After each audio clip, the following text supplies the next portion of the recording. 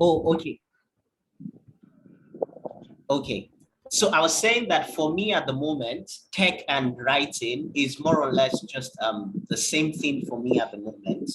Because in my everyday work, even as a product manager or a product marketing manager for a bunch of products, which I offer through my agency.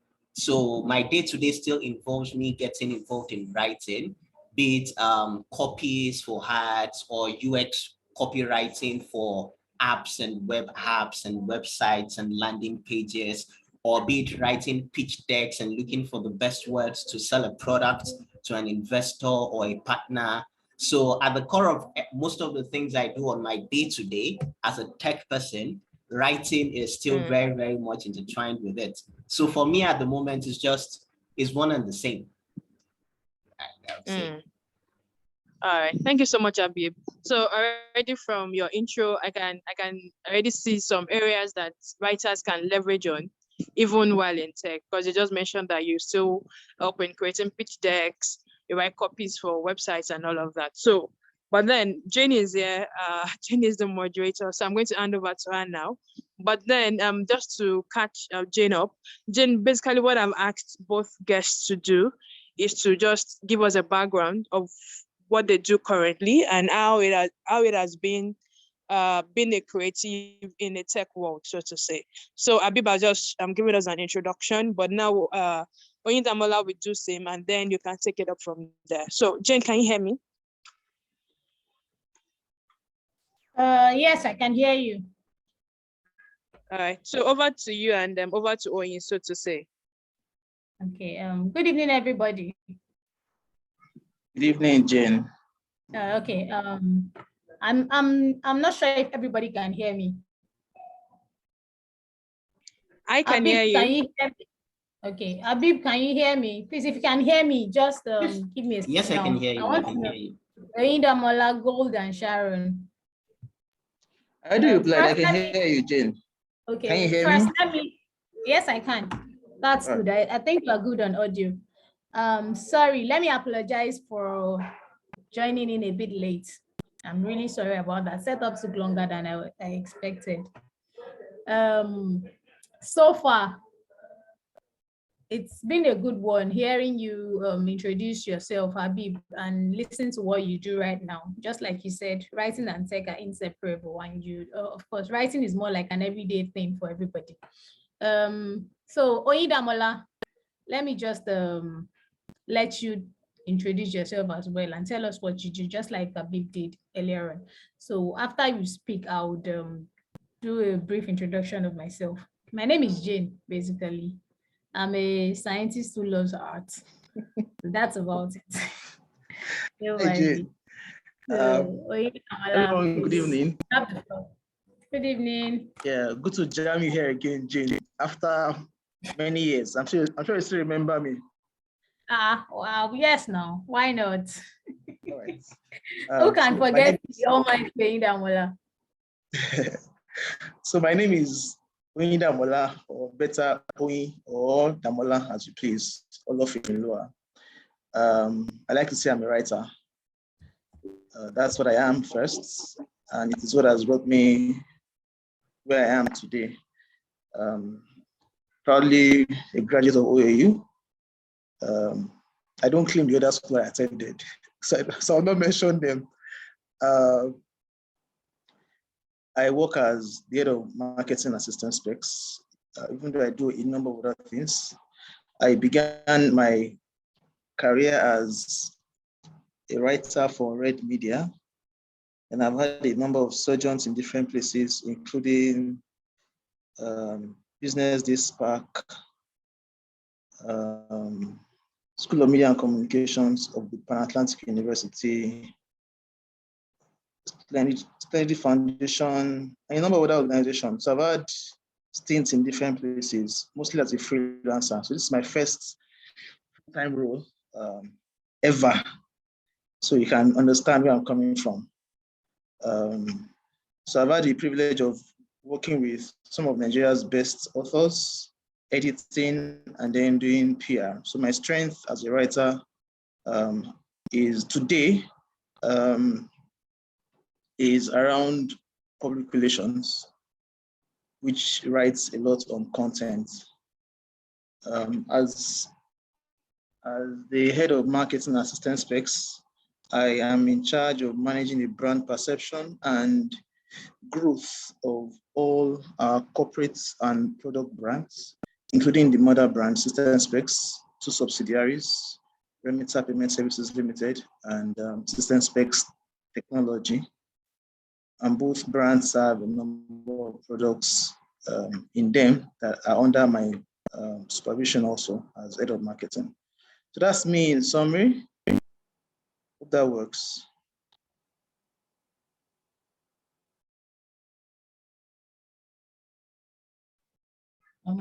Oyindamola, Yes. thank you. I'm sure we've seen that. You heard me. All right. Yeah, I heard you. I hope everybody else can. Hello. Hi. Hi, Jane, we Yes, can't hear you. Okay, we lost you briefly. You can go ahead. Yeah, I think it's the network, sorry. Okay, thank you, Oyindamola, for the brief introduction. So right now, I think it's a good time to move on to the business of the day. The topic is an interesting one, tech and money. Okay, so basically we'll be discussing how the new tech trends and how writers can leverage on them to earn more. There's this notion that people have about writers that usually they are just bookworms and most times they are broke. But this session, I think this session is a good opportunity to prove that wrong. And so I'll be having Habib and Oyindamola gist us or discuss how writers can become the big boys out there. You know, I mean, we too, we want to chill with the big boys. Now you hear one startup today, I mean, this startup, there's an investor out there, something billion dollars. You just hear different figures. Kilo Shele. I mean, it's not easy to write. I mean, it's not like I'm a writer too, but then I'm a reader. Let me just say, because one time I tried to write and my writer friends, the so-called art people, they bashed my writing and so they just killed the spirit. I switched to reading instead and enjoying the art. So, like I said earlier, how do tech guys make the big bucks? And how can writers step into this league? I mean, you know, Habib is already laughing. He understands. Don't worry, after this session, I'm going to send my ESA. Me too, I must chop out of that tech money. And you too, Oyindamola, you owe me money. So you will not only spend the money alone, though. Writers are coming in. They need the big bucks too. So I would like you to, I'm going to take up some questions now. If you don't mind, this would funnel our discussion. And I think it will set the trend. So the first question I'll ask you is, writers are asking, you know, there's this word that is becoming a cliche now, content creator. I'm a content creator, I create content. So I'm just going to ask you, somebody is asking, how do I become a content creator through writing? I'm a writer, but the in thing now is content creation. That's like the trend out there. So, you know, you have to switch with the trend for you not to be left behind. So as a writer, how do I become a content creator and step into the tech space with my writing as well? So I don't know who would like to go first, either Habib or Oyindamola. So I would like you. I think this is your smile, Habib. I like it. You speak first. You are encouraging me. Oh, don't so mind Habib, you have the floor. that's my face default mode. It's always smiling. It's good. So you have the floor, Oyindamola. Habib, sorry. Hello, can you hear me? Okay. So content creation. So basically, I think content creation is pretty straightforward. So content creation is trying to tell a story or put a piece of information out there into the public So the purpose or the medium for creating the content might differ, but the whole purpose of when you say you're a content creator is that you're taking a piece of information and you're putting it to the public. So the medium might differ. You could say you want to create your own content via videos, and then you call yourself a vlogger or a YouTuber. What you're putting out there is content. You could say you want to put your own content out there as audio. Then you could say you're doing a podcast. At the core of it, you're still a content creator. So the same applies to writers as well. People could decide to start telling stories on their blog to put their content out there. So that also makes them a content creator. And at the core of marketing, I believe that Oyedamola will back me up here because he's the core marketing person. My own is just to drive user acquisition. So at the core of any marketing activity, there is storytelling. And the core part of storytelling is creating content. So which means that there is a very, very big for writers and content creators as a whole within the tech space. Like you've said, if you are able to like look, have a closer look at most of the startups that are raising funds, and you see a breakdown of what they want to use their funds for, most times, more often than not, you will see that more than 65% of the funds they've raised almost always goes into marketing. They would always say they want to use 65% of that funds to market their products, to acquire new, depending on what kind of startup it is, increase their revenue to something $1 billion per month, or increase their user base to something hundreds of thousands of users.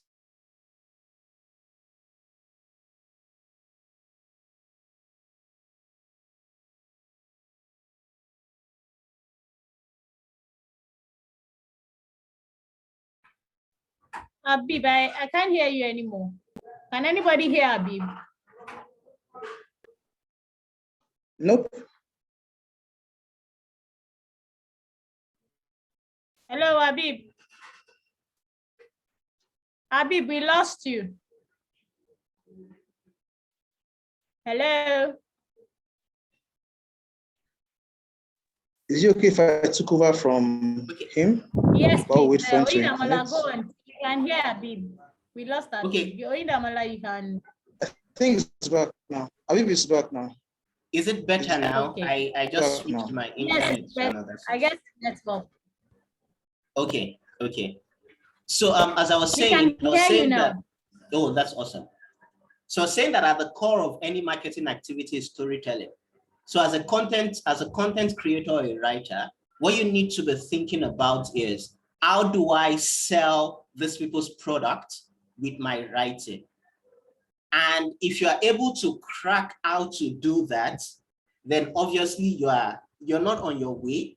You are sitting in the middle of all of the funds that is going around within the tech space. So the first thing you need to think about is, I am a content writer. How do I leverage my storytelling skills? How do I tell a very, very exciting story? And at the end of the story, people want to just go and download this app and start using it. If you're able to do that, and you're able to show this tech people that, oh, okay, see, I can write this content, that when I write this content, it's going to get you at least 100,000 visits from search traffic alone. And it's the content is going to help you convert this number of users. Then that's just what you need. That's, at the end of the day, that's just what matters. You have a skill that these people need. You just need to be able to convince them that you can solve their problem with the skill that you have.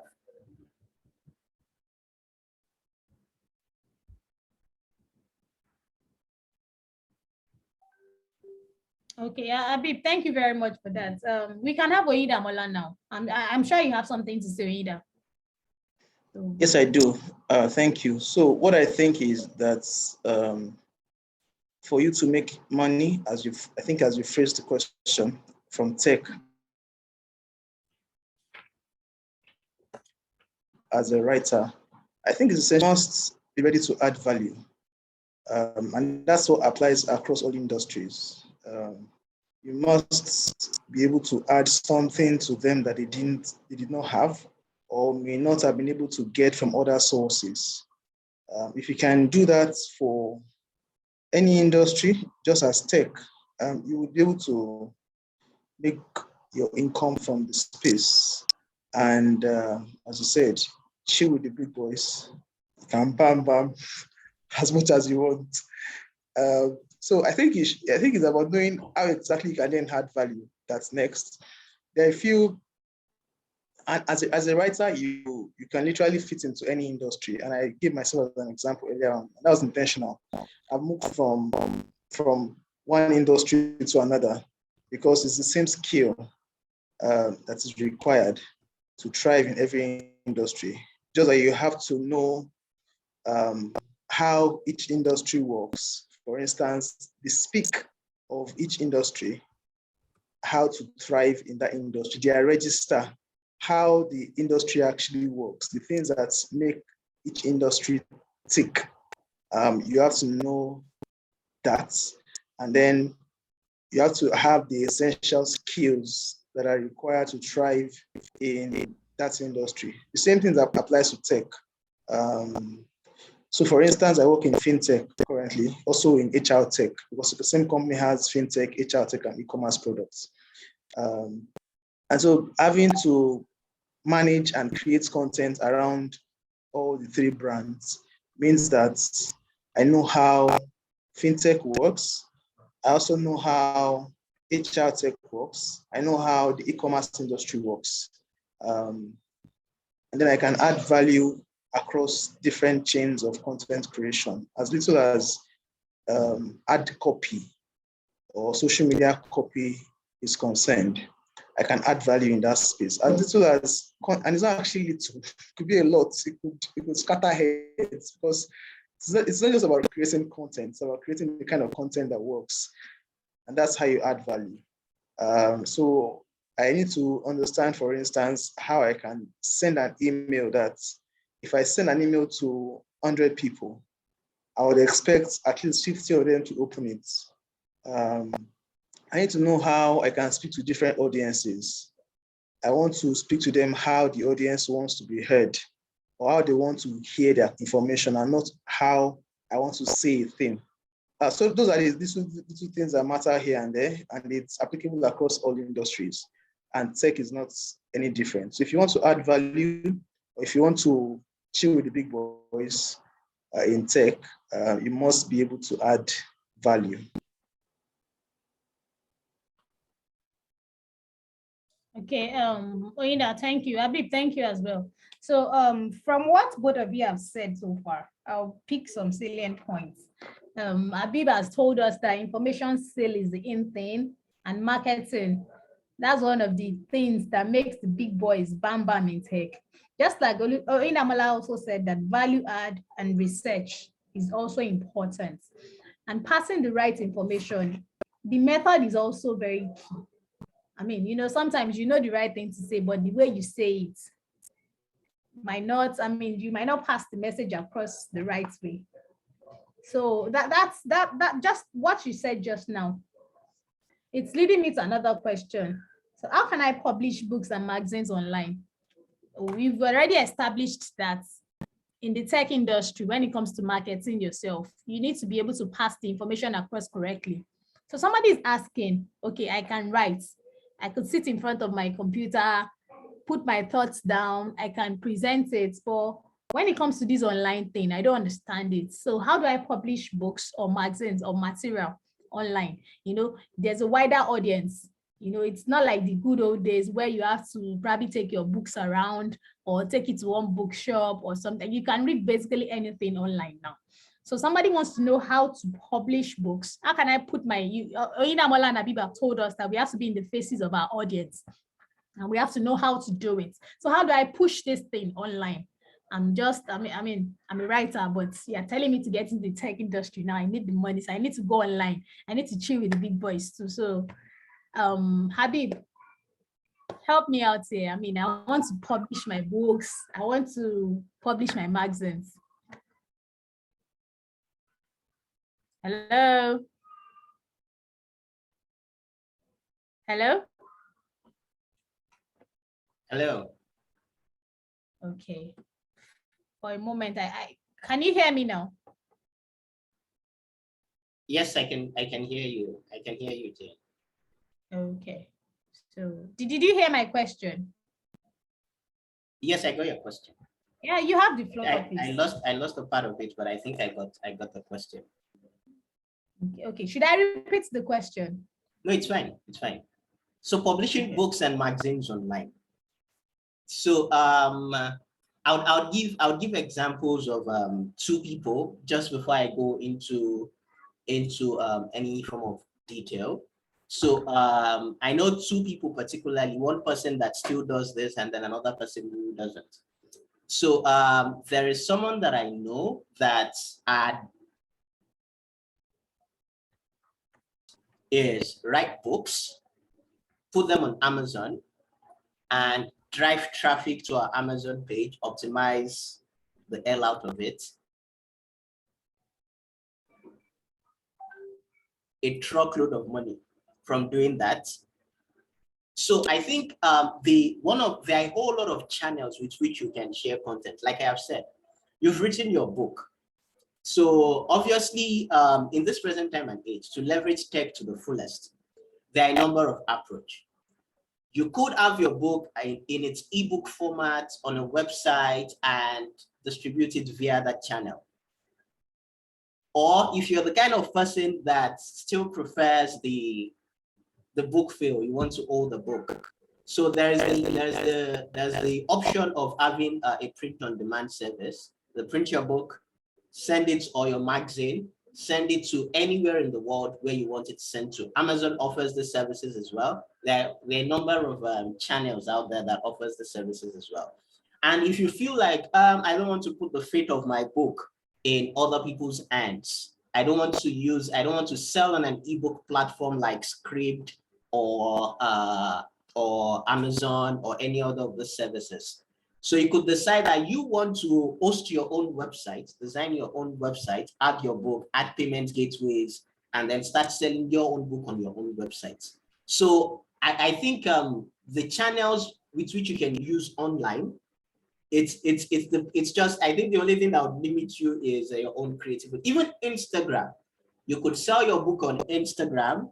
And it's a good thing. I think Facebook is experimenting with this option right now that actually allows people subscribe to premium content on your page. You could have your Instagram pages there, but when you post some certain content, only people that are subscribed to your page gets to see that content. That is a very that's an awesome way to sell content.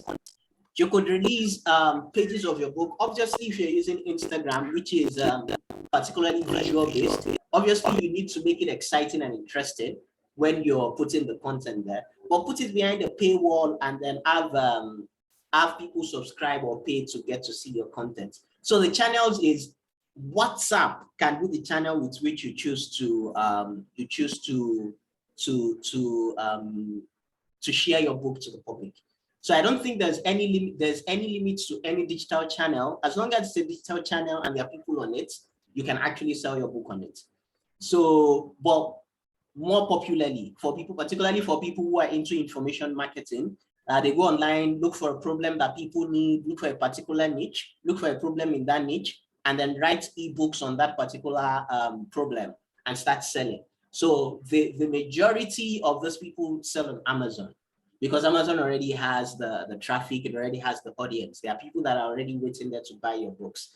But any digital channel can be used to disseminate your book, to distribute your book. It's just dependent on you and how creative you can get with it.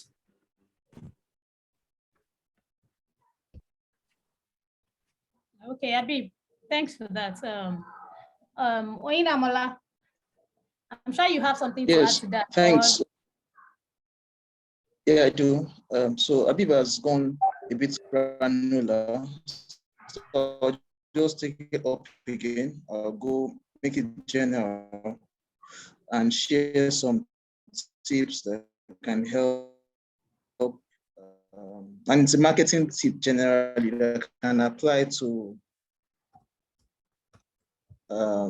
any instance where you want to push out a product. The first is to be clear on your, you want to sell your work to so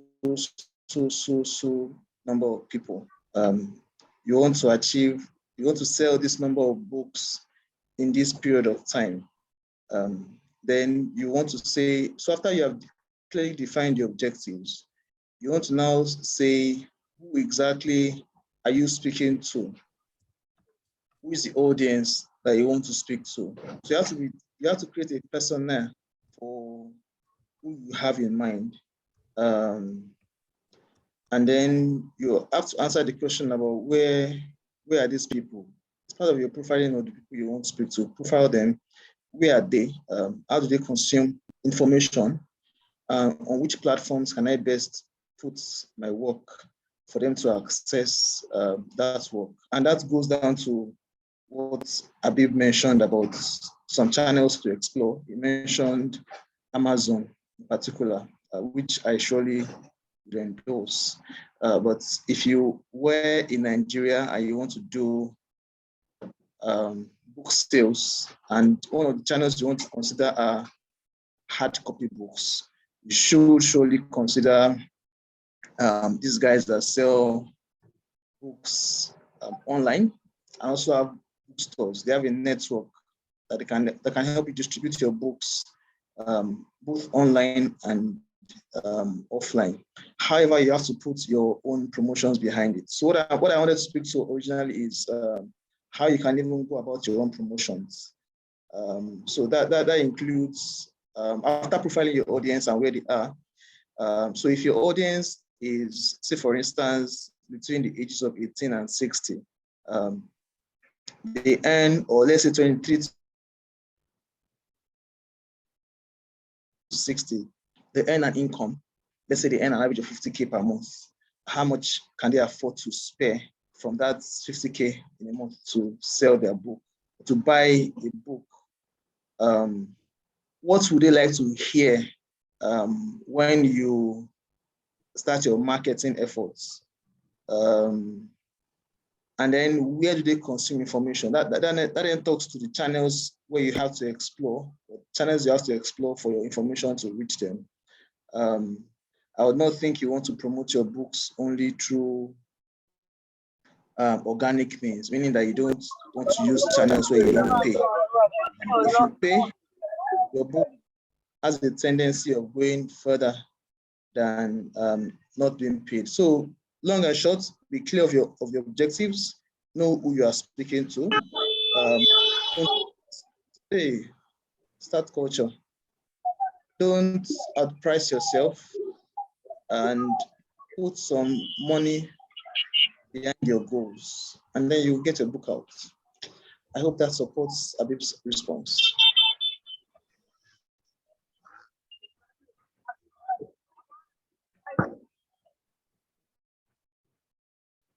Oyedamola, thank you once again. Habib, I can't see you. I think Habib is camera shy like me too. No. I stood up to do something real quick, but I'm back now. I thought you were camera shy like me. I wanted to. Well, I'm a little bit camera shy though. Why? It's all right.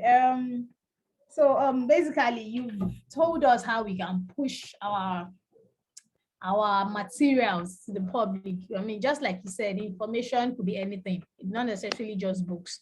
And let me just say something, the quick one. While you were mentioning channels through which people can sell their books, market their books, transfer books, buy books and all that, let me remind you that Fairchild Media does that. So if you want to buy any book across the globe, they got you delivery, sales and all that. So interesting. Somebody else sent an interesting question and I'm wondering, ghostwriting, really? Okay. This person says, I have always written ghostwritten fiction, but I do not enjoy technical writing. Do I need to force myself to enjoy technical writing in order to make money in tech? Okay, let me try to rephrase the question a little. Basically, we are speaking tech now. There are lots of technicalities in tech, just like the base word itself, tech. So somebody just wants to freelance. I mean, maybe I just like to write about nature, or I like to write about people, and that's not techie in the real sense of it. But I also want to bam bam like the tech boys. But I can't sit down with my glasses like the tech boys do, and I'm all serious and I'm in front of my computer and I just want to freelance. But at the same time, I want to, you get my point. So where's the bridge between not writing technically and also jumping into the tech space as a writer? So Oida, I mean, you've been on both sides of the coin. So you should be able to, because Habib is looking like one, it's just the glasses that is left. You wear glasses, Habib. You wear glasses, but. No, I don't. It's not all tech people. I don't wear Some of us glasses. just have good eyesight like that. Interesting. So Okay, let me have a go at the question. And of course, I'll let you go first because you've been on both sides of the. Yes. You're on both sides of the. So I'll speak from. Yes. So I'll speak from experience and mine and that of others. So I have done. So I've worked for. After university, I've worked for 12 years. And before university, or in university, I used to do campus writing. I did that for 3 years. So I can say I have, make I boast for. I can say I have 15 years writing experience that I've been paid for. If I blow you. So I used to be your typical, I'm sorry, yeah, but that's the truth. Your typical poet, creative, storyteller, fiction writer person. But I've had to translate, especially in the last, I think, 6 to 7 years when I started working in tech. And because I've also worked in different industries, I have to learn how to write for those industries. And I think one of the toughest for me was to write for tech. I've also written for the financial industry before I joined tech, but doing this came with some other new challenge. I think that if you are a creative and you want to explore other fields, you must be open to being versatile. I don't think there's any other option to it. You must be open to being versatile. You must be able to write just about any kind of content. I know people have their preference as far as content creation is concerned, but I think you must devote to leaving your comfort zone, to doing what you're not comfortable with. So let me give you a very random example. I never used to, so before I joined System Specs, I was a typical, like I had actually claimed degree in using MS Word. But when I started working with System Specs, I realized that the culture required I used a lot of Excel to do a lot of things, even for your planning, for your strategy development, you do Excel. I began to adopt that. It was a struggle at the beginning, but today I can close my eyes and use Excel for just about anything. That has taken a lot of time. Same thing applies to technical writing. So as a person who used to write plenty of poetry, switching to writing to sell. So we used to write for pleasure. But I'm sorry, I wrote for pleasure for many years. Feed me. So I needed to start doing something that would feed me and feed my family. And not just count on the peanuts that came from just being a creative. So I could be a creative. So I think the biggest response I can give to this is anyone who wants to transit from just being a creative to writing technically should learn the difficult way. Try to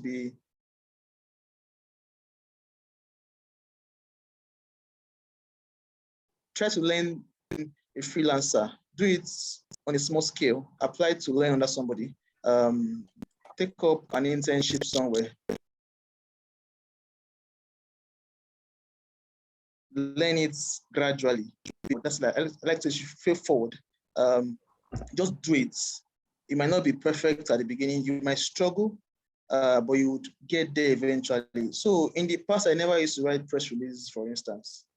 I hated press releases because it was official, it was typically serious, because you're announcing something. I never liked writing copy. I mean, copy to sell, copy for, even a UI UX copy, for instance. I got my business with writing content for websites. If it wasn't a creative website, what's my business for that? But through the years, and I've been able to adapt to different content types. And I think anyone who wants to grow should be able to adapt to writing other things besides what you're comfortable with. So one example. So I have a team member who used to work with Guardian, and she used to be a reporter at Guardian before we brought her in. She was quite good with her stories, and she thought that was the end of the world, writing reports of events. And she was actually already teaching others that this is how to do this thing I'm doing, and this is how you can become great at it. So she joined us and realized that, man, I'm still very far. So I think the willingness to learn something new is very, very important, extremely important. And if you just are open to learning the difficult way, you would master it and become next to perfect.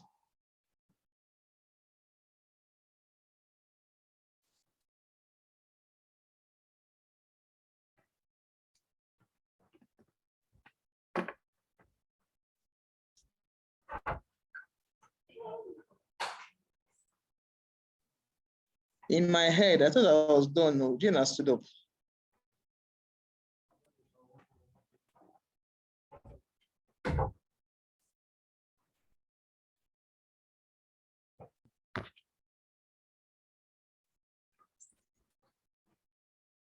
Hello, Jane. Hello, sorry. I'm really sorry. So, sorry about that. Who is distracting you? Let me just confess. I have a baby.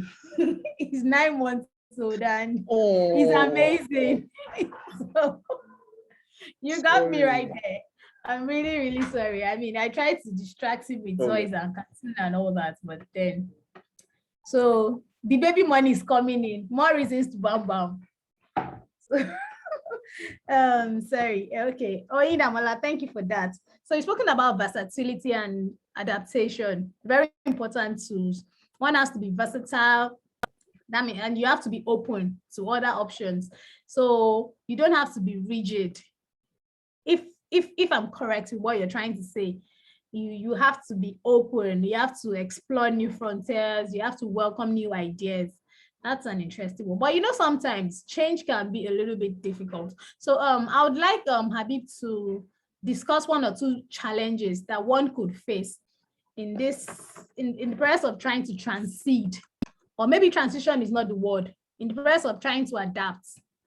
So Habib, so do you still get the question, or should I?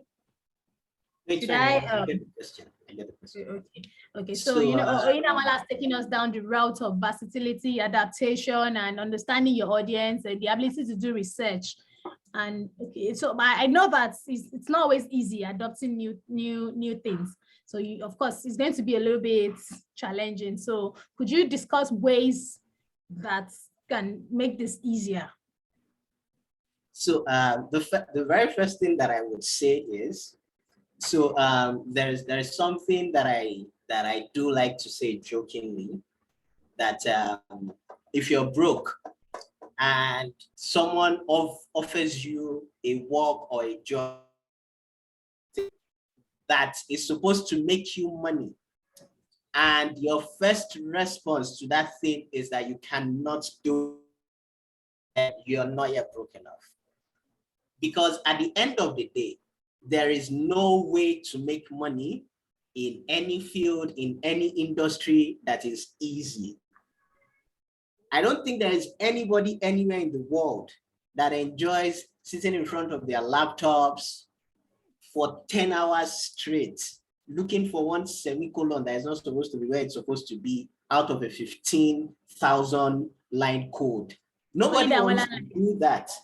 But then I know that after doing that, there is some small dollars waiting at the end of it.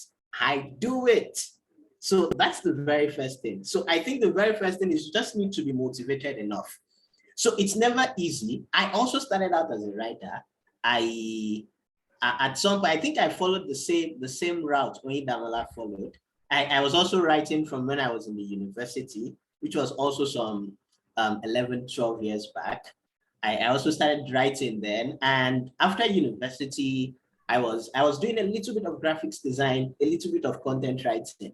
But as at then, what you get paid writing content, particularly for most Nigerian brands, was the nice ones will pay you like ₦1 per word. So you write 1,000-word article.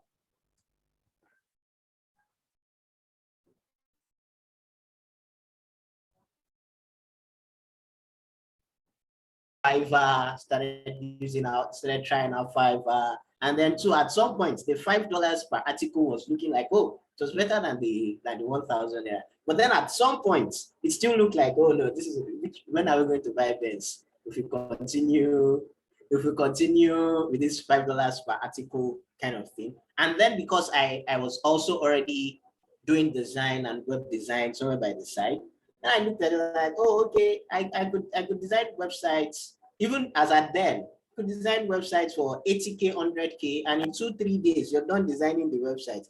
That was a better option. So which was how I eventually switched fully to tech. So I worked as a front-end developer for a while, worked as a product designer before I started my own tech agency in 2019, which is Luminous Creative, and we offer the services to other people too. So as I've said, it's never easy. And also another thing was when I started my agency, I work as the head of marketing and innovation. And so I'm a writer. I've won awards for my writing. I've won some of the biggest poetry slam in the country, even on the continent, as a poet and all. So I always tell myself that how difficult can it be to write copies? Is it not copies? I'm an amazing writer. But when I started writing copies for landing pages, writing copies for ads, it's an entirely different ball game. It's not whether you are an amazing, you just have to sit down. You need to first really want to do this. Then I had to go over the process of starting to learn. There are some things that as a writer, as a creative writer, where you want to do all of the old intellectual, whatever, that would not make sense to you when you're writing copies for ads.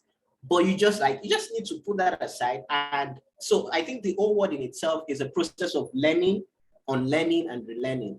So you just have to go through that process to learn. And then when you see that these things that you've learned, they're no longer working for that particular space you found yourself in, you just need to be ready and willing to relearn. And the good thing about that for people that are transitioning is we are in a time whereby it's virtually easy to learn anything. It's virtually easy to learn anything. You can go on YouTube and find tons of amazing content for free. You can go on Udemy and find a whole university's worth course for just $10 on Udemy. So it's about it's definitely not going to be easy, definitely. So you just need to be motivated enough to put in the work that is required to actually get you to that space that you need to be and to function effectively and optimally in that space. Oyedamola and Habib, both of you, you need to see me after this service. We have a lot to discuss. So basically, versatility, adaptation, motivation. So that's the drive, motivation. So of course, that's just like you said, nobody likes to sit in front of their computer for hours on end. I know people that would do that. They would love it. I know. My husband is a web developer, is an IT person, and my husband would write code for hours on end, and I would never understand. I mean, what are you doing? Somebody would scream 2 a.m. I got it. I'm like, what did you get? 2 a.m. Loru, are you okay? And it's like, You need I've been to on this understand what code. that feeling is. That feeling is magical. If you don't get it, forget about it. So I've tried to get it, but then it's not coming. So just like you said, we have to learn, unlearn, and relearn. We have to keep getting at it. It's not something that, so the challenges will come. Transitioning is not easy, you know, from freelancing to tech, from tech back to writing, back and forth, marketing and all that. So that's a good one. Oyinda Mala, thank you also for your take. So see, we're getting to the most interesting question of the day. This question that I like the most. And really, I need you to really get to the nitty-gritty of it. Don't just scratch the surface. So Oyinda Mala. Okay, I'm sure you can hear me. I just saw the note. Yeah, I can hear you. Yes, you've bragged about 15 years and above in writing. You've been in the tech industry. Now, this is the time to tell us the truth, the cocoa of the matter. How can I earn money from the tech industry as a writer? Somebody wants to know. I mean, this writing thing, you just sit down and be thinking and okay, the message is here, I have the information, I passed it across. But this thing, money is not coming in. I'm checking my emails and I mean, there's no credit alert, there's no buzz boost. I mean, and I go on Twitter, I'm seeing one startup, I go on Facebook, they're saying money is here, blah, blah, blah, you know. So how do we get to the, how do we get to chill with the big boys as a writer in the tech space? So, all right. Thank you, Jane, for the question. So let me just attempt to answer. And I think I sort of,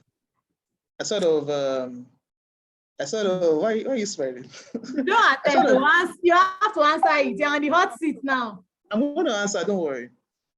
So I sort of just gave an idea earlier on. I've mentioned some of which you can leverage your skills in tech already. Let me just go into more detail. So the first is that you must be adding value, and it's very important. So I'll tell you how to add value in tech. So you must also first know how to write. That's the first thing. Whatever you write now, you must be good at it. All you are just going to be doing is to translate that skill into another industry. And there are different levels where you can use that skill in tech. I'll just mention a few. I'll call the first, maybe general content writing, maybe general copywriting. Any way you can use content, anywhere. So if you, random example, all the websites that you have, that you see, it's driven by content. All the video you watch outside of tech, they're also applicable in tech, driven by content. The movies you watch, they're driven by content. The presentations that people make, driven by content.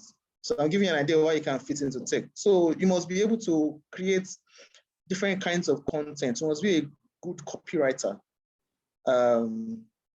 So there are certain things in mobile apps, for instance, UI UX is user interface, user experience, which is a huge part of building websites and building applications generally. Inside those systems, there are textual needs. There are textual needs. So if you download an app, for instance, there are elements of it that the average UI UX person can't do, that will require a writer to develop. That's copywriting. Someone like you, who is a writer, should be able to develop content for mobile applications, for websites, of a new product, of a new organization. So you must be able to create content for UI UX, for websites. Another way you can come in is script writing, and this is very broad.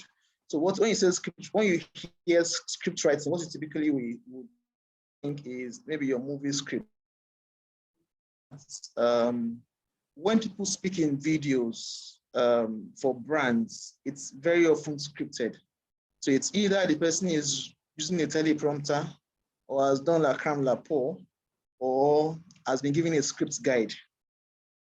Anyhow the person wants to do it, there's somebody who has created some level of draft, some level of guide for them to use.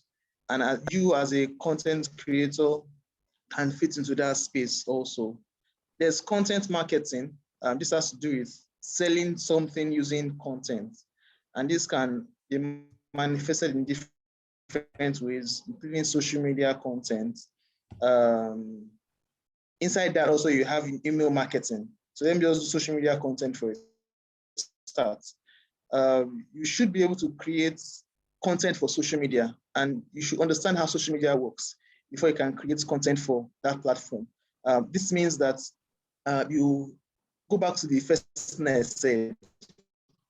You are clear on your objectives and you're clear on your audience. Means that you know who you're speaking to on social media, and you know how they consume information. You give them what they want to hear, how you give them what you want to say, but in how they want to hear it. That's key.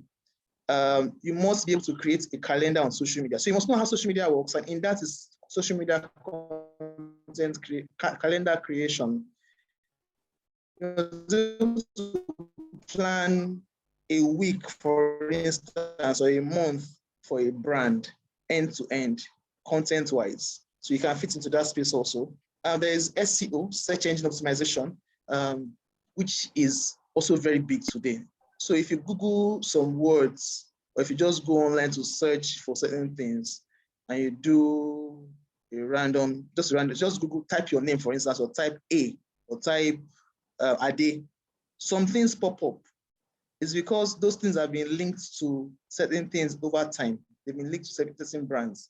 So brands want to be top when you search for certain words in their space. For instance, if you Google top fintechs in Nigeria today, some names will keep popping up. So brands, for instance, want to feature in that space by being mentioned among those numbers. As a writer, if you are great at SEO, you make your money. So there are so many ways. Let me just mention a few more. There's PR, or maybe also reputation management, which is driven a lot by content. So PR is, I like to describe it as this, is how content creators determine what people think about brands. So you read a news item as an average person. You don't know that somebody has done the work to influence how you think about that brand, identity for brands, and influence how people perceive the brand. So it's key that you're able to do that as a content creator. There are so many ways. There's executive management, which has to do with managing people, most especially those C-suite executives, and they have certain needs like presentations. So they want to go for an event, they need a presentation slide, some slides to make use of at the event, or you are someone's right-hand man, an executive assistant. You have the privilege of managing a C-suite executive's email, or emails. You have to send professional communications. You must be good at that also. And then there is the usual web development and management. You must be good with the minimal ones, your WordPress, maybe your mediums of this world. Very simple. You don't have to be a developer like Abib to thrive as far as web management is concerned. Just understand your WordPress for a start. And then crisis management, which is where I came into System Specs. We're having a crisis when a certain senator on the floor of National Assembly said that the company had gotten some huge money for doing zero, for doing nothing. And my job then was and the public was against us. They wanted to tear the company apart. And the company needed content to influence, to one, educate people about the truth, to but to correct an erroneous opinion that has been put out by a very influential member of society, and then to also generally influence how people thought about us. It was going to come from me as a content person. So if you want to work in tech, you must be able to also manage such crises with your content. I don't talk finish. I'll keep quiet here.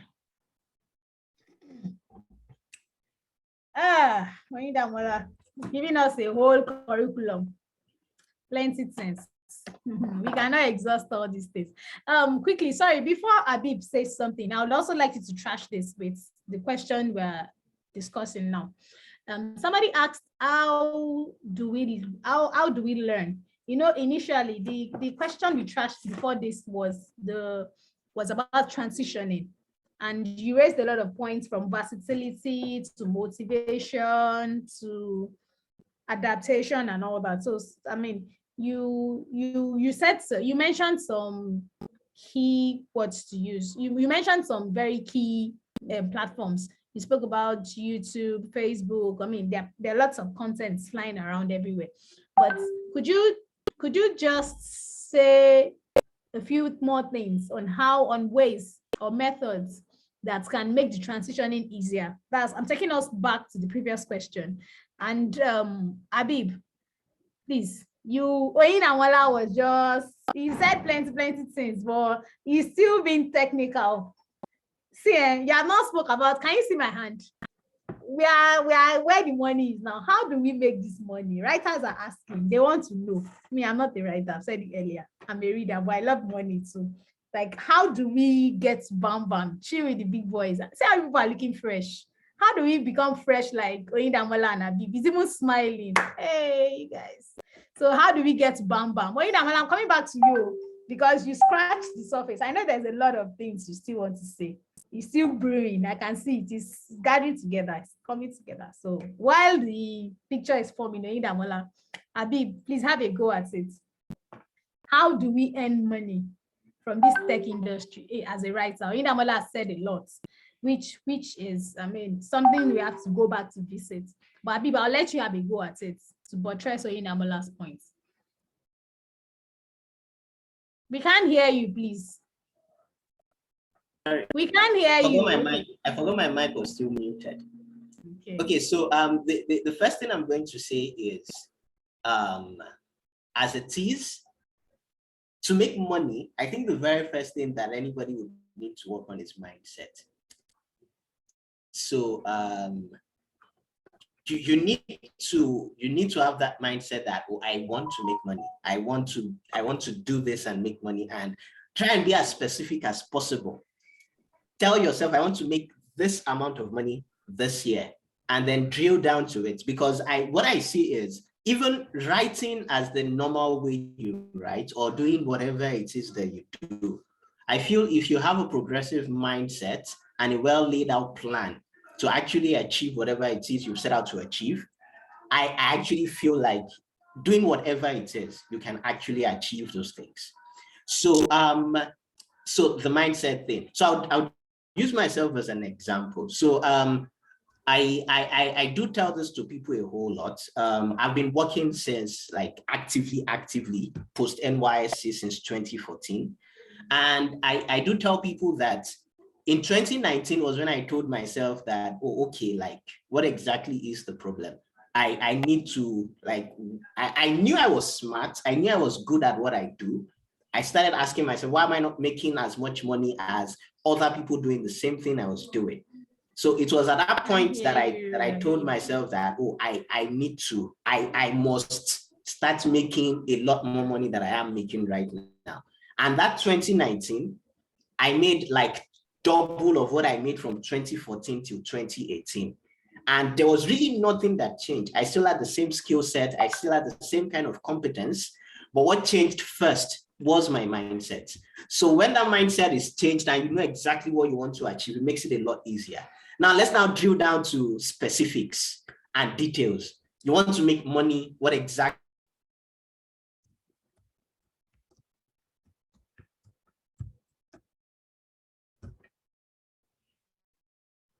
Is a very, very versatile skill. So I think I would break them down into a number of categories. One, you can make money as a writer by writing for other people. So writing for other people can be in different forms. So you can choose to work as a writer for a company. There are a lot of there are a lot of companies out there that are looking for writers, UX copywriters, content creators, a whole lot of them, name it. And the whole essence here is we know that tech pays more than most other industry, particularly in Nigeria. So you want to target tech companies when that's your target. That's where you want to work. Those are the kind of companies you want to work for. Obviously, you don't want to work for places where you work as a writer and you get paid money that you won't appreciate. So first thing is getting this role. Obviously, you need to prove that you know what you're doing. You can handle the job. So I would say it's very simple. Understand what part of tech you want to write for. Is it fintech? Is it health tech? Is it martech?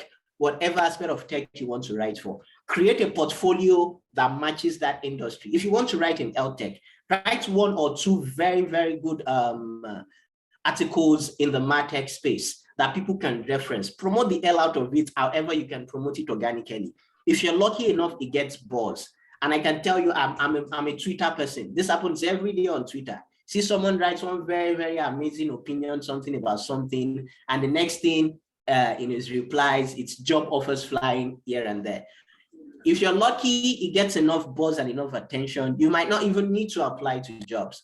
But when you've created this small portfolio, it doesn't have to be big. When people hear portfolio, they see it as, I must do something big. It could just be you setting up your own blog, your friend's blog, a free blog, and put your content on it. Just make sure it's out there, that people can see what you've done. It makes it easier for you to get into the door. People can see that, oh, okay, this person has done this. This is what he has done. They can see it. They are not assuming. So it makes it easier for you to get out there.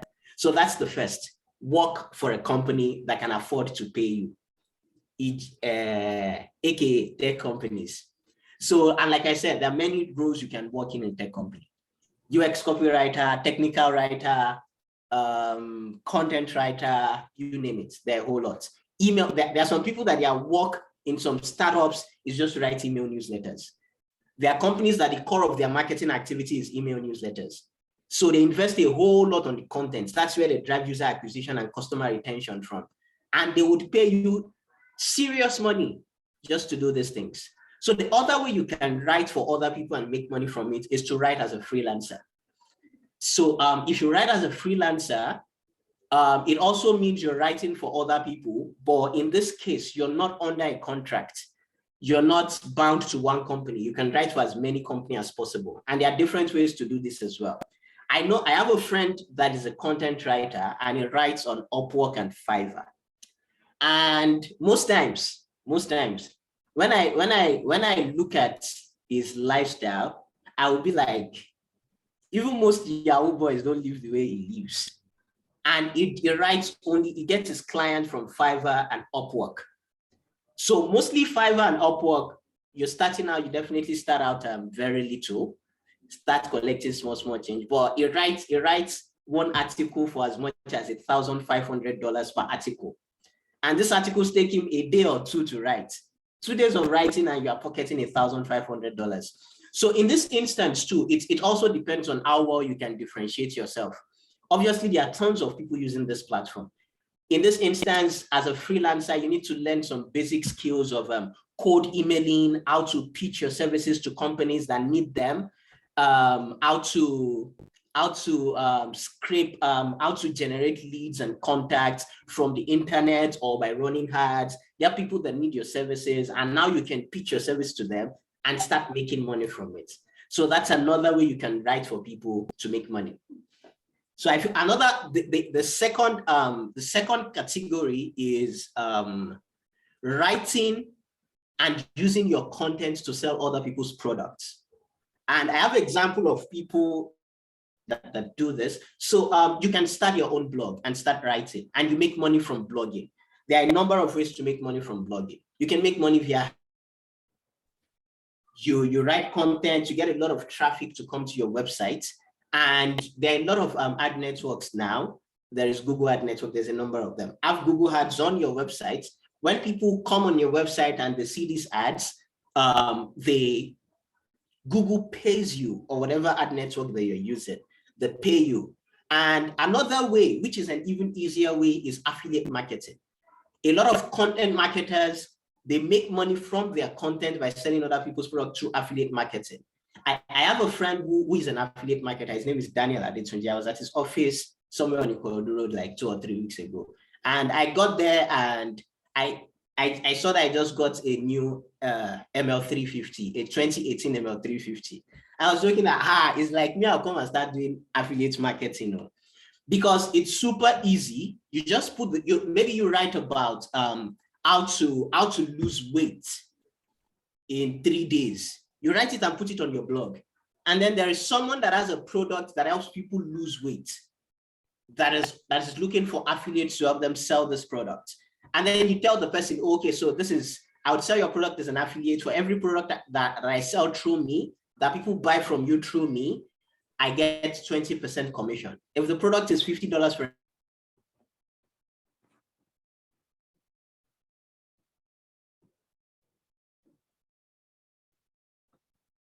website and read that content, and out of those 20,000 people, just 100 people sees the product and feel like, oh, this product is amazing.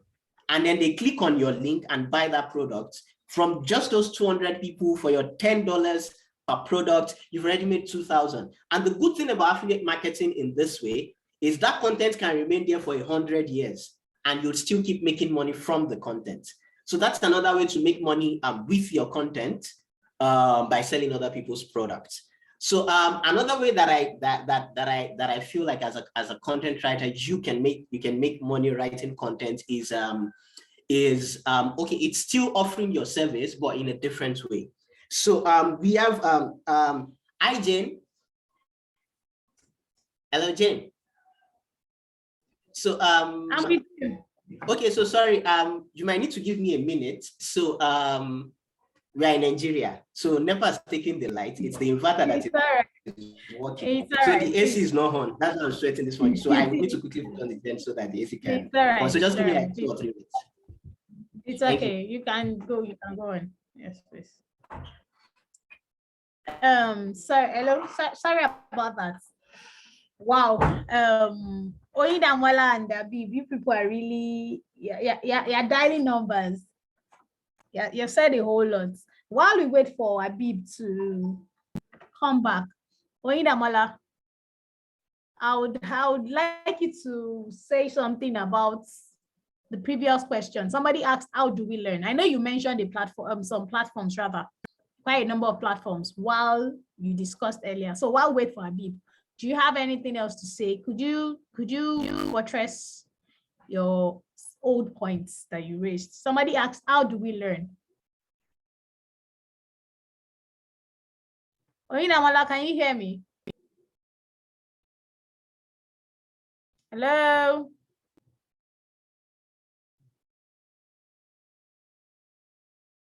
Okay, I think Oyindamola's network is really bad.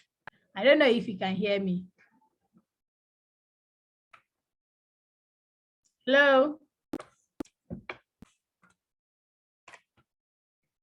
Hello?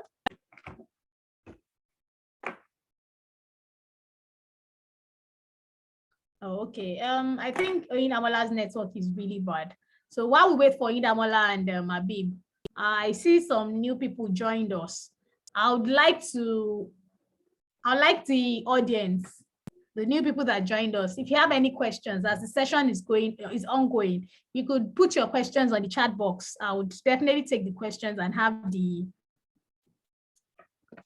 our guests discuss them. So if you have questions, please put them on the chat box. So I'll raise the questions. Sorry, can you hear me now? Yes, we can. Hello, Ida. Hello?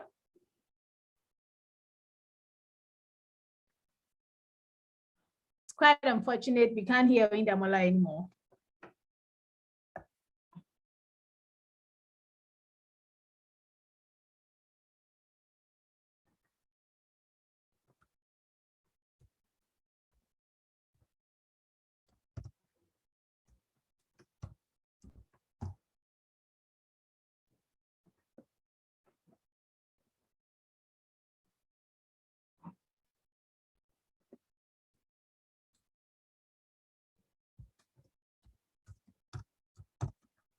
Hello, can you hear me? Yes, we can hear you now. All right. So I think I part of what you saying around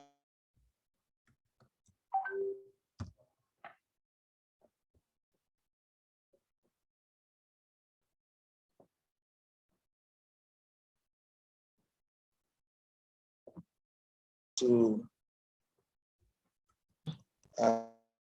there. Explore just to do. And it's a lot easier these days to do anything you want because there's the internet for you to use to do your research. Habib mentioned something about Google AdSense. They can use to also make some income for yourself without even stressing. And so there are other opportunities that you can explore as a person for yourself. I just think that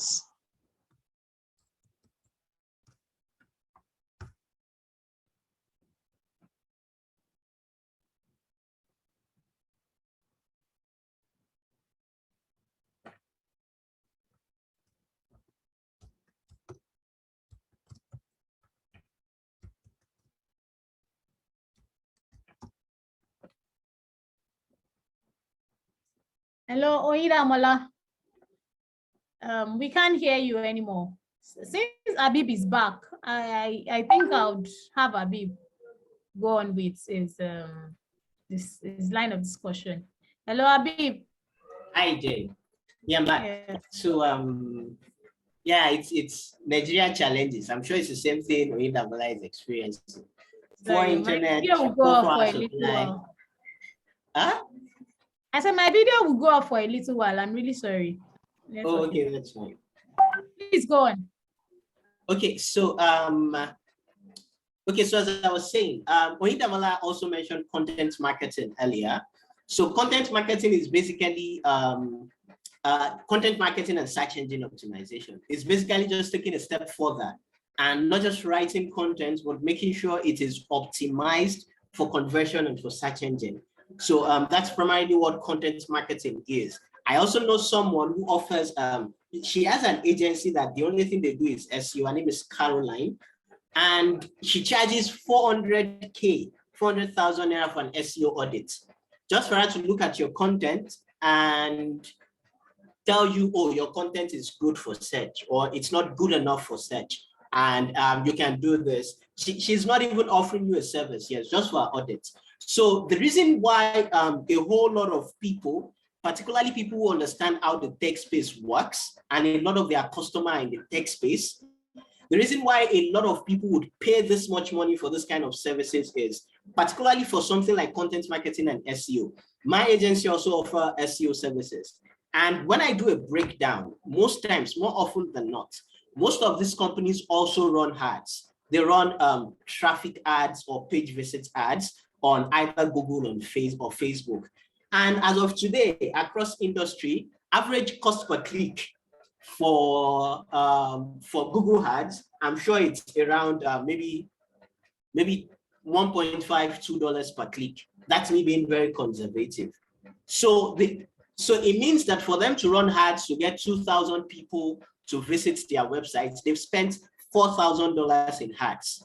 And by writing a content that is optimized for search, you could easily get them this 2,000 visits without spending a dime, just by writing a content that is well optimized for search. So which is why it's easy to tell them that, oh, okay, I'm charging you $1,000 to write an optimized content for your product so that people can find your product through search. For example, you are an health tech startup and your niche is fitness. You have a fitness app where people can get fitness instructions. And then you want it that when people search anything relating to fitness, you appear on the first page. And through the content on that page, you can acquire users. So instead of paying 4,000 naira to run ads to do this, you can pay $1,000 one time and you already have it set up. So that's another way as a writer that you can make money. You can make very good money from content marketing, because as of the moment content marketing is the most optimal way of driving user acquisition for most startups. So if you can offer the service and you can do it very well, definitely you would make a lot of money. So all of these are different ways. So these are just some of the ways, some of the things you can do to make money. And I'm just going to briefly touch on how you can go about there. So we've talked about the channels, the means, the medium. So how do you go about these things? And I think for most of the channels, it applies across board. You might need to tweak it a little bit to fit exactly what you want to do, but it applies across board. So first thing first, pick a niche. You cannot sell to everybody. In the digital space, if you don't have a niche, you might make money, but you'd stress yourself a whole lot, because you're trying to sell to A, you're trying to sell to B, you're trying to sell to C, you're trying to sell to D. And the way you sell to A to D are different ways. So you're just trying out whatever works. But if you pick a niche for yourself, it's easier to know who your audience is and optimize yourself and your brand for that audience that you're trying to sell to. It makes it easier to sell. So after you've picked your brand, as I've mentioned before, create a portfolio or a body of work, something that shows your prospective clients. Either you're looking for work or you're looking for clients to write for. Have a body of work, a portfolio that shows people this is what you do and this is how well you can do it. Put together a body of your best work. After you have a portfolio, generate leads. So there are different ways to generate leads. If you have some little change to spare on ads, run ads with your service and target the people you want to sell your service to. So which is why it's good for you to have a niche. If you already have a niche, then it's easier for you to target as well if you're running ads, because you already know who you want to sell to. And Facebook or Google would not just be chopping your money, showing your ads to people that you have no business talking to. So, but it doesn't have to be ads. Even for my agency till today, a large chunk of my clients come from LinkedIn. So I spend a large amount of time every single day on LinkedIn, searching for people that I know need my service, and or business directories. There are a lot of business directories. There is FindLead. There is a businessdirectory.com online. You can use them for free. Look for, if you're writing content for the real estate, your niche is real estate, go on FindLead or business directory. Look for real estate businesses in whatever country you want to target. The fun thing about writing is you can write for any brand anywhere in the world. If it's companies in the US you want to target, look for a business directory in the US, go to the real estate category, get the email addresses of all of these businesses, as many as you can. Then after you've, whichever way you want to go about it, when you have leads you want to sell to, you now have people you want to sell to, the next thing is to pitch, because work will not just come. It's not good enough that you're a good writer. You have to go out there and sell yourself and look for the money. So the next thing you need to do after you've gotten people you want to sell to is to pitch your service, pitch your product. Tell these people what you can do for them. And it's also very important to be very, very creative with your pitch, because obviously you're not the only one writing them a pitch. There are probably about 100 other people telling them they have one service or the other to offer them. So you have to be very creative with your pitch. It needs to be value-based. If possible, make a storytelling approach than a service-based approach. Make sure that there is a value being sold in your pitch and all of those other details. So when you have a pitch, start sending as much as possible. It's not easy. So on most days, there are days that I just sit down, as well as other members of my team, that the only thing we do the whole of that day is to just send out pitch to as many people as possible and try to close deals. So it's not going to be easy. You're not going to send one pitch and then you get a job. You're probably going to send pitch to like 50 people and you get a response from only 30 and they would say no, and maybe the others would not even reply you at all. but you need to keep sending, you need to keep reaching out.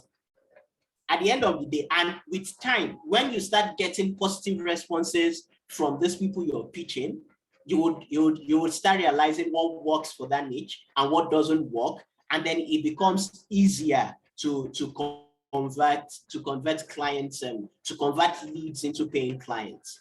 So I think that's a good place to round up.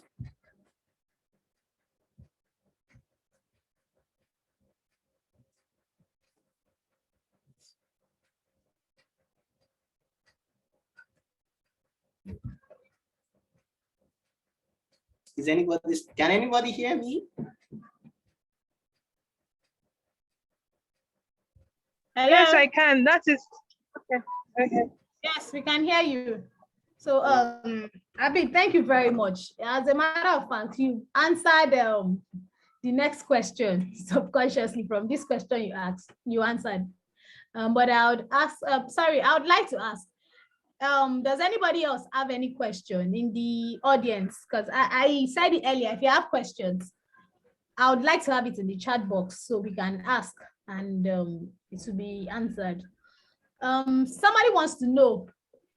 Of course, I think from all that you and Moindamola have said now, I can answer this next question myself. Is it possible to earn from tech remotely? Yes, based on what you people have said earlier.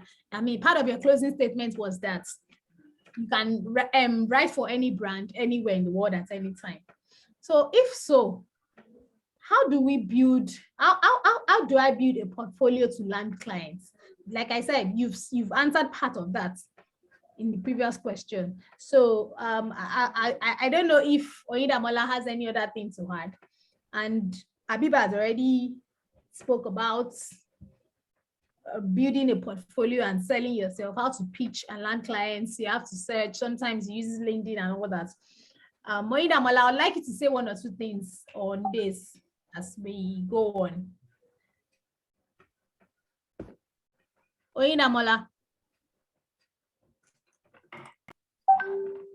Moindamola, you're on mute. I don't know if you can hear me.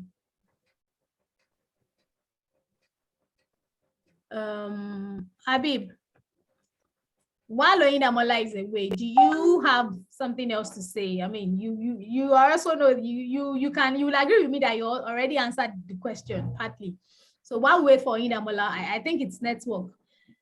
I can't seem to find him here. Okay, so what I would just add is, I've always said this. I do say it a whole lot, particularly at the earlier stage of my career, that the only reason why I'm able to make money is because a lot of people are too lazy to look for information themselves. And I remember when I started out working in the tech space, I started out as a serious hustler, looking for how to make money from all means. So I would relate the story back to your question later on. So back in those days, if someone asks me, do you do mobile app development? I'll say yes. And I'll fix a meeting for the next day. And I'll watch YouTube videos overnight just to get all of the basic knowledge about what the person needs, what it is. And then the next day, I'll go and form, oh, you see, this is how this works, this is how this works, this is how this works, this is how this works.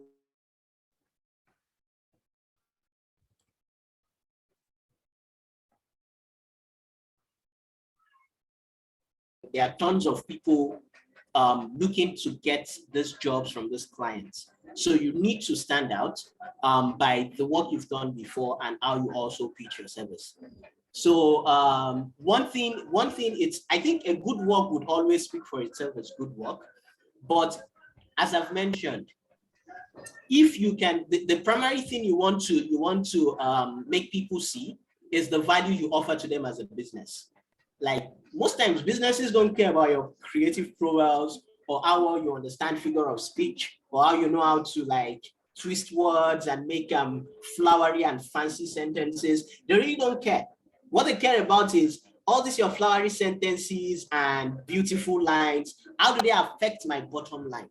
So the one thing you want to focus on in your portfolio, which I feel a lot of writers don't do. If you ask a lot of writers to send their portfolio, they'll send you links to content they've written.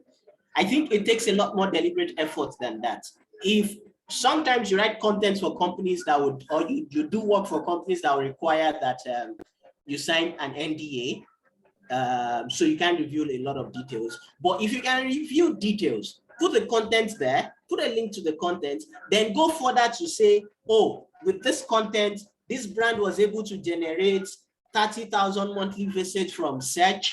And after they generated 30,000 monthly visits from search, they were able to get 5.something% click-through rate on their landing page, which saw them acquire 100 new customers. Because at the end of the day, that is why brands want you to write for them. They want you to write for them for three major reasons primarily. It's either they want you to write for them to create awareness for their product, help them generate leads, or they want you to write for them so you can help them acquire users or for conversion. So whatever it is you're pitching, how your portfolio carry the value that you're writing is going to offer to these people when you finish writing to them. That way it's easier for them to see, and that way it's even easy for you to justify how much you're charging. So if I'm charging someone $1,500 to write $1,500 to write an article, to most people they'll be like, 1,000, that's way too much. But if I tell you that, okay, I'm writing this article for you, and this is what you get from this article, 100,000 visits, which would save you about $40,000 in ad spend. So if you can get, that is me literally saving you about $38,500.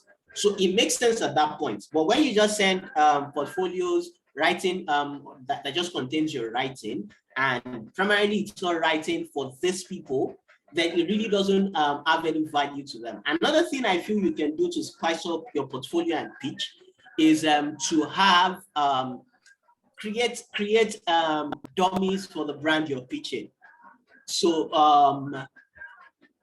it doesn't have to be a full-fledged work, but just give like a dummy of the kind of content you want to provide for these people and how that content can be deployed. It could just be the first paragraph, and then you tell them, okay, you could help them create a content in this line, and this is how they could deploy it. So at that point, they already see what they are paying for. They already know what they're paying for. That also helps you stand out as a creative that is trying to get work within the tech space. Thank you. Thank you very, very much. Okay, I think we lost Oyindamola.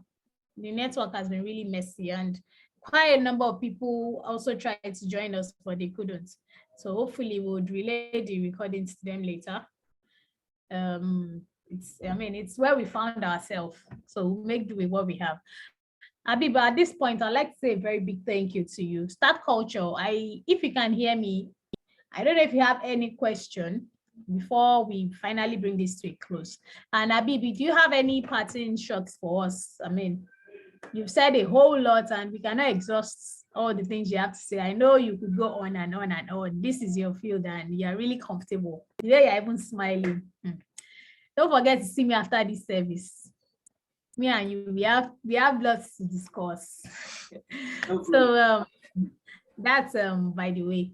So if you have any other thing you'd like to tell us, I'm all ears. And Start Culture, if you have any question also, you can just give us your parting words, final words. We're rounding up now. So. Okay, so I think the one thing that I would just say as parting word is, I've said it before, I'm just going to place more emphasis on it. When it comes to making money, I think most times what stops us mostly is us ourselves, because we don't do enough most times. And the reason why we don't do enough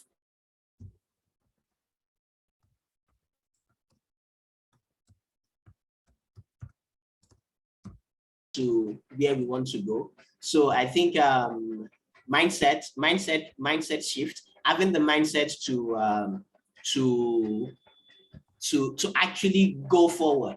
Like I said, 2019, I told myself that every year I want to start making double of what I make. Like what I make in 2019, I want to make double of it in 2020, double of 2020 in 2021, when I made that commitment and that mindset shift, it looked something like something that was impossible. But these days it looks like it looks more like a piece of cake these days. That most times I end up doing 3x or 4x some years of what I did the previous year.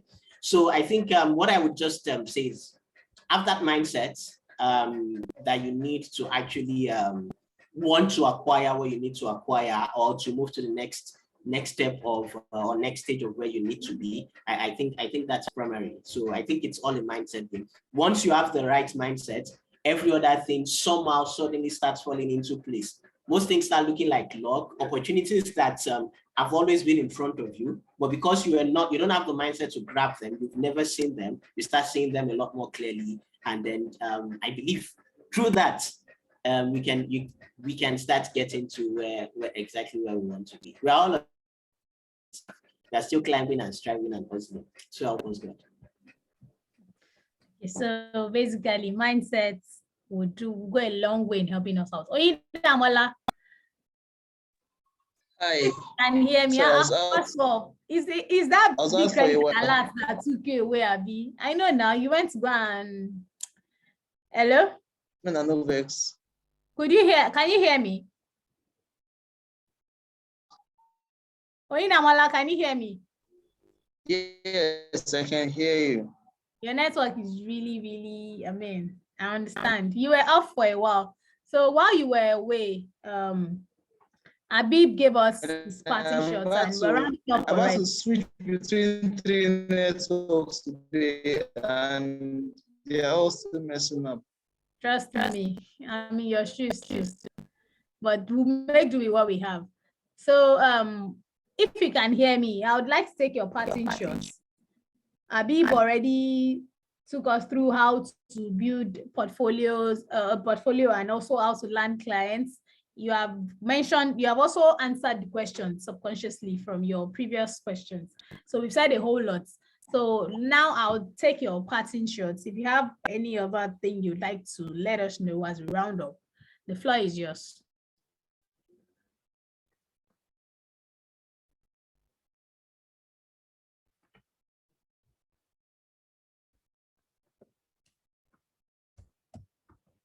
Hello, Damola. I can't hear you. I'm going to turn off my video. Can you hear me Please now? do that. Yes, that's better. Okay, yeah. So my parting shot would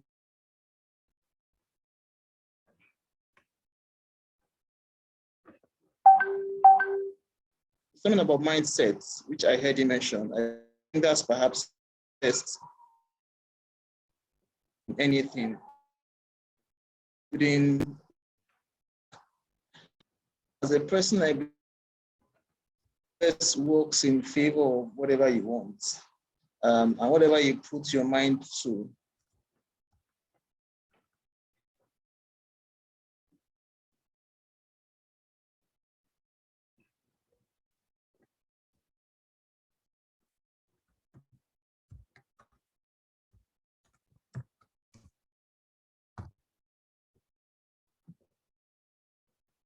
Attention. So whatever it is you want to do, you first start to be clear in your mind that you want to do that thing, and then you start taking steps towards it. Let it be in your mind's eye consistently. Don't take your eyes off it. Trust me, you will achieve it. But in more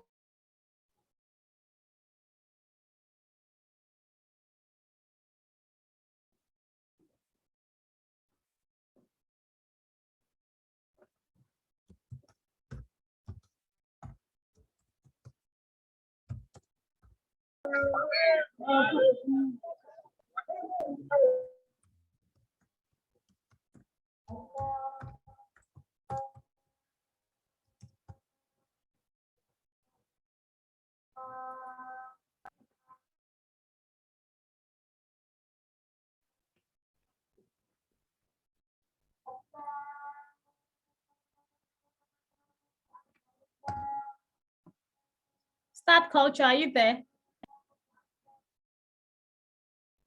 Start culture.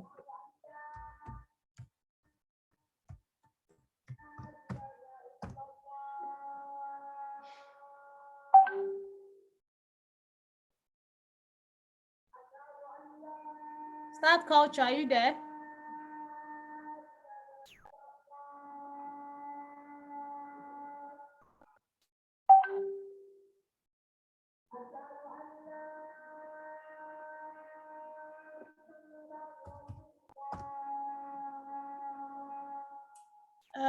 Sorry. Can you hear me now? Jane? Yes. Oh, all right. All Sorry, right. So I think I somehow okay. Oh, I somehow dropped off. I don't know yes, you did. where you stopped hearing me. Hope you can hear me now. Let me just clear up. Yes. Yes. So let me back.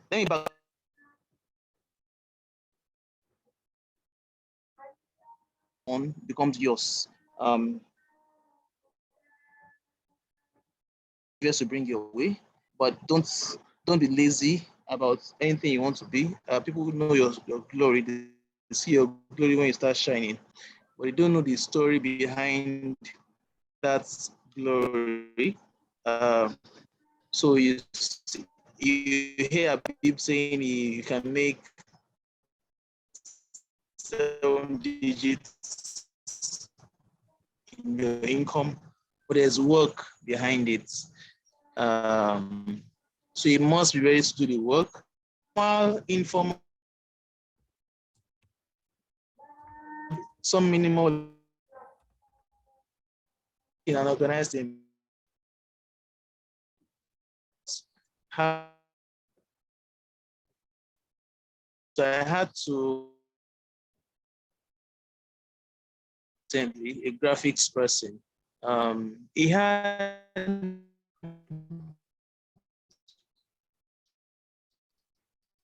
Oyindamola, we cannot hear you.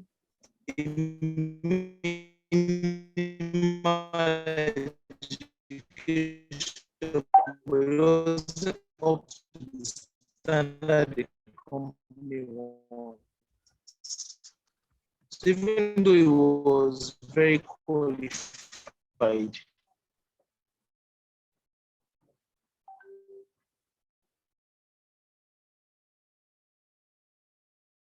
Oyindamola, we can't hear you. So it's been a wonderful time with Oyindamola and Habib. So I'd like to continue this, but we have to go now because network is really messed up. So maybe we'll continue the conversation across social media platforms, you know, in case some other people who didn't get to enjoy the session due to network or any other reasons, we can also play catch up. So Habib, I would like to say a very big thank you for having us. Oyindamola, I'm also very grateful for your time. Start Culture, I appreciate you. Every other person, I'm grateful we could do this. I'm sure I enjoyed myself. I don't know about other people. And after the service, Oyindamola and Habib, two of you need to see me after service. This tech money, we have to chop it together. So quick one, Oyindamola, network wouldn't let him say what he wants to say, so he dropped his closing thoughts. I don't know if everybody can see it. Oyindamola said, don't be lazy, don't be afraid to take on new tasks, start small, freelancing, free of charge, understudy someone, get a mentor, do it afraid. So this is me understudying Habib and Oyindamola, officially adopting them as my mentors. Is the money I want to me, I cannot write. Oh, can you imagine? Well, I just told you I can read. You have to walk now. I Start Culture. Why didn't you just pretend you did not see that? I did not hear that. Let me shine now, I beg. So Habib and Oyindamola, I'm sending my Eza straight away. So my baby says hello. His name is Nolan. So we'll hopefully we'll do this some other time soon. So it was really nice hearing from you too. So I guess this is bye-bye. Thank you very much. Once again, my name is. Yeah, thank you. All right. Thank you so much, Habib. Oyin, thank you. Jane, a big thank you. Bye. Bye.